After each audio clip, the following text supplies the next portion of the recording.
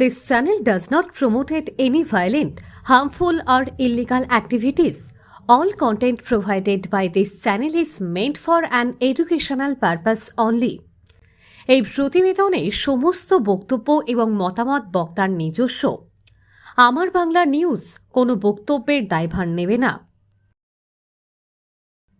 জমি বিতর্কে পাল্টা বিস্ফোরক দাবি, আমার বিরুদ্ধে সব অভিযোগ মিথ্যা। সাংবাদিক সম্মেলনে মুখ খুললেন councillor doctor Suman Sapui. Social মিডিয়ায় জমি সংক্রান্ত একাধিক অভিযোগ, ধূপ কারখানায় কর্মরত মহিলাদের সঙ্গে দুর্ব্যবহারের অভিযোগ, এমনকি বিভিন্ন দুর্নীতির অভিযোগ, সবকিছুরই কড়া জবাব দিলেন উলুবেড়িয়া পৌরসভা ৩ নম্বর ওয়ার্ডের কাউন্সিলর ডক্টর সুমন সাপুই। শনিবার ৩০শে মে সাংবাদিক সম্মেলন করে ডক্টর সাপুই দাবি করেন, তার বিরুদ্ধে সোশ্যাল মিডিয়ায় যে সমস্ত অভিযোগ ছড়ানো হয়েছে সেগুলি সম্পূর্ণ ভিত্তিহীন ও উদ্দেশ্য প্রণোদিত। তার সামাজিক ও রাজনৈতিক ভাবমূর্তি নষ্ট করার লক্ষ্যেই এই প্রচার চালানো হচ্ছে বলে অভিযোগ করেন তিনি।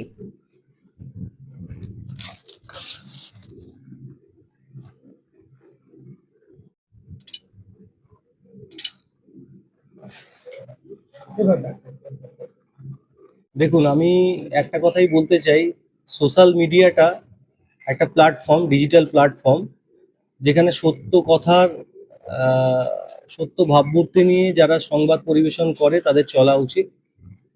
তো আমার বিরুদ্ধে যে অভিযোগটা উঠেছে সেটা সর্বৈবভাবে একটা উদ্দেশ্য প্রণোদিত, উস্কানিমূলক এবং সম্পূর্ণ ভুয়ো।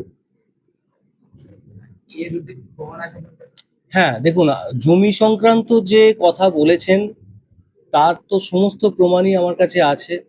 আমি মানুষের থেকে কথা বলে আমার নিজস্ব পৈতৃক জমি এবং কিছু রিলেটিভস, কিছু আশপাশের মানুষের জমি তারা স্বেচ্ছায় সরকারি মূল্যে আমাকে দিয়েছিলেন এবং আমি সেগুলোকে সরকারিভাবে রেজিস্ট্রিকৃতভাবে সেগুলোকে রেজিস্ট্রি করি এবং যে পরিমাণ জমিতে রেজিস্ট্রি হয় তার সিংহভাগটাই আমার এবং আমার রিলেটিভদের।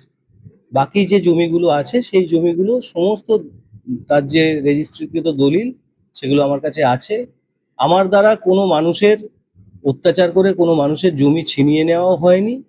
আর তার যে তিনি যে প্রদীপ মণ্ডল যে দাবি করছেন তার জমি ছিনিয়ে নেওয়া হয়েছে, আসলে তিনি একটি ভুয়ো সম্প্রচার করেছেন। তার জমি তার মতোই পড়ে আছে, সেখানে কোনো রকম কোনো অবৈধ নির্মাণও হয়নি আর অবৈধ অধিগ্রহণও হয়নি। সুতরাং এটি একটি সম্পূর্ণ মিথ্যা এবং উস্কানিমূলক মন্তব্য। একটা কথা বলি, উনি নিজেই বলেছেন 2014 সালে ওনাদের যে শরিকি বিবাদ ছিল, ওনার দাদুরা অনেক ভাই, তাদের ছেলেপুলে এইসব নিয়ে ওনাদের একটা টাইটেল স্যুট মামলা 2014 সাল থেকে চলছিল, যেটা একটা সিভিল ইন নেচার, যেটা কোর্টের অধীনস্থ। এবং সেই মামলা এতদিন ধরে চলার পরে উনি অনেক কিছু সেখানে দাবি করেছিলেন, যেগুলো মহামান্য কোর্ট নাকচ করে দিয়েছে, বাতিল করে দিয়েছে। এবং এখনো পর্যন্ত যে কেস উনি চালাচ্ছেন সেটা পেন্ডিং পড়ে আছে মহামান্য আদালতের কাছে। এবং মহামান্য আদালতের থেকে আমাদেরকে একটা, যখন আমি 2018, 19, 20 এইসব সালে আমার দ্বারা এই কিছু জমি অধিগ্রহণ হয়, ওনার জ্ঞাতি গোষ্ঠী যারা স্বেচ্ছায় তাদের জমি আমাকে বিক্রি করেন, সেই বিষয়ে উনি যখন কোর্টে আমাকে অ্যাটাচ করেন, তারপরে কোর্টের মহামান্য আদালতের একটা একদম ডিরেকশন আছে যে আমার কৃত জমিতে, আমি যে জমি ক্রয় করেছি সেখানে কোনো রকম ইনজাংশন এবং কোনো রকম স্টে অর্ডার দেওয়া যাবে না। আমি আমার ভোগ দখল সত্ত্ব অনুযায়ী সারা জীবন করতে পারবো। তার ডকুমেন্টস চাইলে আমি ডিজিটাল মিডিয়া এবং মহামান্য আদালত যেটা দিয়েছেন সেটা আমি প্রকাশ করতে পারবো।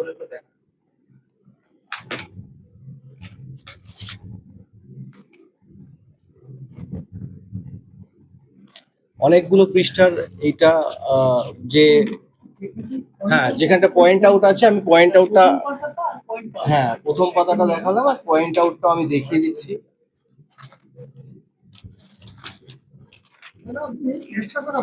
হ্যাঁ, হ্যাঁ, অবশ্যই বলতে পারবো, আমি সবার নাম, হ্যাঁ আছেন, এছাড়া আছেন আরো ভাইয়েরা আছেন, আমি নামগুলো সব মনে করতে পারছি না, আমার কাছে সব ডকুমেন্টস আছে। হ্যাঁ, এটা তো অবশ্যই রাজনৈতিক উদ্দেশ্য প্রণোদিত, কারণ 4 তারিখের আগে এবং 4 তারিখের পরে, হ্যাঁ, হ্যাঁ, কোর্ট ডিসমিস করেছে, কারণ কোর্ট আমাদের পক্ষে অর্ডার দিয়েছে যে উনি যে অভিযোগগুলো করেছেন সেই অভিযোগগুলো সম্পূর্ণভাবে মিথ্যা এবং উদ্দেশ্য প্রণোদিত। মহামান্য আদালত সেই অভিযোগটাই খারিজ করে দিয়েছেন। এটা ধূপ কারখানার বিষয়ে যেটা বলেছে উনি ভুল কথা বলেছেন। ওনার কাউন্সিলর হওয়ার আগে এই ধূপ কারখানা তৈরি। ওনার বাবার স্বপ্ন ছিল যে এলাকায় গরিব মানুষরা কিছু করে খাক, সেই জন্য উনি করেছিলেন। তারপরে উনি যখন কাউন্সিলর হলো তার অনেক আগে থেকে এটা আমাদের কল্পনা ছিল, সেই জন্য এটা হয়েছিল। কিন্তু উনি কাউন্সিলর হওয়ার পরে কিন্তু এটা হয়নি, ওনার হওয়ার আগে এটা হয়েছিল। উনি যেটা বলেছেন সেটা একদম সম্পূর্ণ মিথ্যা কথা বলেছেন। এটা একটা ধূপ কারখানা, এখানে 180 জন মেয়ে কাজ করতো। পরবর্তীকালে একটু ভোটের জন্য একটু হয়েছিল, কিন্তু আমাদের অনবরত এটা চলতো। তারপরে 165 জন মেয়ে উপস্থিত কাজ করতো।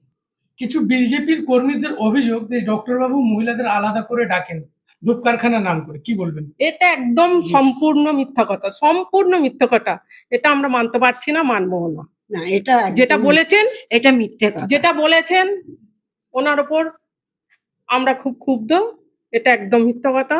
যা হয় এখানে সমস্ত আশপাশের লোকেরা জানে, সবাই জানে। আর 3 নম্বর ওয়ার্ডের জন্যই ডাক্তারবাবু এই মেয়েদের এই কারখানাটা করেছে। এইটাই, এর সঙ্গে রাজনীতির কোনো ব্যাপার না।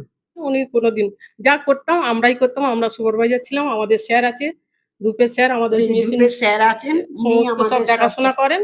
আমাদের ইনচার্জ আছে নান্টু সরকার, আমাদের স্যার আছে প্রিয়ব্রত ঘোষ, আমরা এইসব চালাতাম। নমস্কার, আমি এই 3 নম্বর ওয়ার্ডের এবং রামেশ্বর নগরের বাসিন্দার। এই এলাকার আমি বাসিন্দা, আমি দেওয়ানপাড়ার একজন বাসিন্দা। আমি ডাক্তার সুমন সাপুইকে স্বইচ্ছায় জমি বিক্রি করেছি, কারণ আমার মেয়ের বিয়ের আর্থিক প্রয়োজন ছিল ওই সময়। আমার অংশটুকু বা আমার একটা দাদার অংশ সামান্যটুকু বিক্রি করেছি, আমরা স্বইচ্ছায় বিক্রি করেছি। এছাড়াও এই ডাক্তারবাবু আমাদের এ তো বিক্রির কথা, এখন তো রাজনীতির ব্যাপার এসছে। আগে 2022 সালের আগেও আমাদের এলাকার বাসিন্দার হিসেবে ডাক্তারবাবু হিসাবে যথেষ্ট সাহায্য সহযোগিতা করেছে এবং এখনো করছে। জমিটা কতদিন আগে বিক্রি করেছেন? ওই ধরুন বছর 2 হবে, 2 বছরই হবে, হ্যাঁ 2 বছর হবে।